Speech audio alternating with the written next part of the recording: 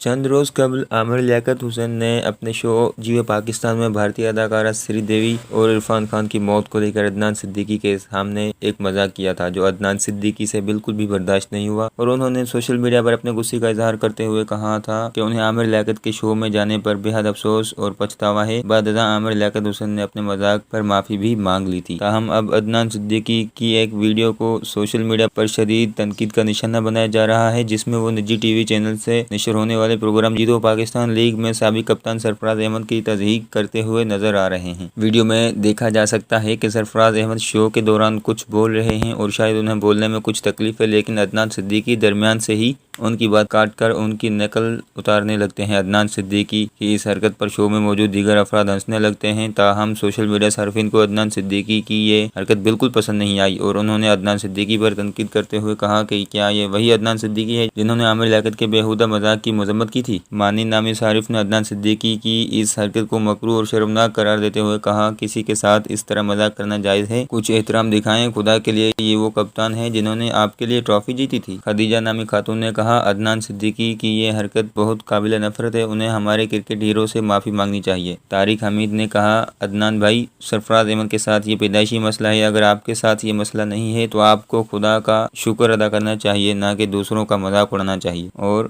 Romeo نامی شخص نے عدنان صدیقی کو نیشنل ٹی وی پر سب کے سامنے سرفراز کا مذاق اڑانے اور ان کی تضحیک کرنے پر بہت برا بھلا کہا۔